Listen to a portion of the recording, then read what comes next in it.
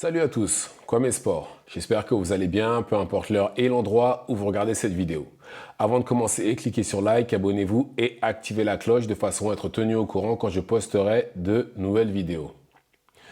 Bon, ça y est, fin du suspense. On sait quand est-ce que sera le retour de Cyril Gane. Cyril Gane fera son retour au mois d'octobre prochain contre Volkov à l'UFC qui aura lieu à Abu Dhabi. Et ça met fin au suspense, comme j'ai dit. On sait déjà qu'il ne sera pas à l'UFC Paris au mois de septembre prochain, ce qui laisse la porte ouverte aux autres. Maintenant, il combat Volkov pour la deuxième fois. La première fois qu'ils ont combattu, Cyril Gane a gagné. Il s'est passé du temps entre les combats. De l'autre côté, il y a Volkov qui a évolué. Cyril Gane a combattu. Il a sûrement dû évoluer aussi. Il a battu Pavlovich lors de son dernier combat. Il a montré clairement que c'était un bon striker qui savait s'adapter à l'adversaire en face. Maintenant, pour être honnête, je ne pense pas que ce sera assez contre Cyril Gane. Au niveau des strikers, j'en vois très peu qui... je pense que c'est sûrement le meilleur striker de sa catégorie, ayant un background en Muay Thai. Et je ne vois pas Volkov gagner malgré qu'il ait montré des progrès. Et en face, Cyril Gane, c'est pas Pavlovich. Il sait faire autre chose que d'envoyer des parpaings. Il a plein d'armes dans son arsenal. Donc déjà, le combat ne ressemblera pas à celui de Pavlovich. Et c'est bien. Au moins, il a un combat.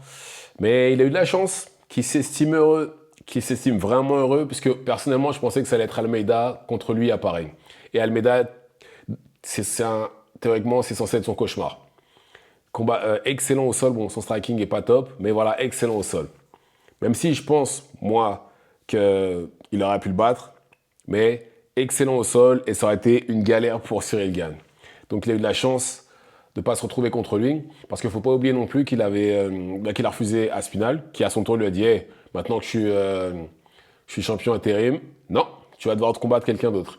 Il a refusé aussi Curtis Blade, qui lui a dit exactement la même chose. Il va combattre quelqu'un d'autre. Et ce quelqu'un d'autre, ça aurait pu être Almeida, que Curtis Blade a mis KO d'ailleurs. Oui, s'il a mis KO. Et ça ouvre la porte aux autres maintenant. Donc, BSD, je ne pense pas que ce sera le main event et ce ne sera pas mérité. Pourquoi? Parce qu'à Paris, bien entendu. Ce ne sera pas le main event, tout simplement parce qu'il sort d'une défaite par KO. Oui, il a perdu contre Poirier.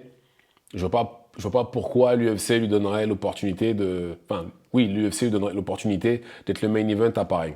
Donc déjà, ça, c'est mort. Ensuite, il y a Imavov. Lui, par contre, il peut être main event. Et là, je pense vraiment que ça va être lui, parce qu'il a gagné quand même contre un gros nom, contre Cannonier. Et son potentiel adversaire, ce sera soit Strickland, soit Whittaker. Donc, très franchement, pour moi, ce serait largement mérité qu'il se retrouve dans cette position-là. Quelle affiche. Ce sera un beau combat, quoi qu'il en soit. Et j'ai hâte d'y être. Parce qu'à mon avis, ça va être ça. Ça va être Imavov, le main event à Paris. Et je pense que justement, c'est sa dernière... Vu déjà qu'il est bien classé dans le top 5 de sa catégorie. Et c'est mérité. C'est mérité qu'il se retrouve en main event, sachant que Cyril Gane n'est pas là en plus. Donc c'est parfait. Maintenant, pour en revenir à Cyril Gane, si Cyril Gane, par contre, gagne contre Volkov pour la deuxième fois, je pense que il faut qu'il prenne le vainqueur d'Aspinall Blades, qui d'ailleurs va avoir lieu à la fin du mois de juillet. Il va falloir qu'il prenne le vainqueur de ce combat-là et ça déterminera qui sera le futur adversaire de John Jones, ou si John Jones laisse la ceinture, ça déterminera le combat entre Aspinall... Oui, le combat pour la ceinture vacante. Donc on verra ce que ça va donner. Mais en tout cas, j'ai hâte d'y être. Et je suis vraiment content que les Français soient mis en avant comme ça à l'UFC. Bon, après, je ne pense pas, vu que c'est un UFC numéroté, celui d'Abu Dhabi, je ne pense pas que ce sera lui le main event, parce qu'il n'y a pas de ceinture en jeu. Mais bon, on ne sait jamais, on verra. Donc voilà. Dites-moi ce que vous en pensez dans les commentaires. Activez la cloche de façon à être tenu au courant quand je posterai de nouvelles vidéos. Et c'est tout pour moi. Ciao, ciao.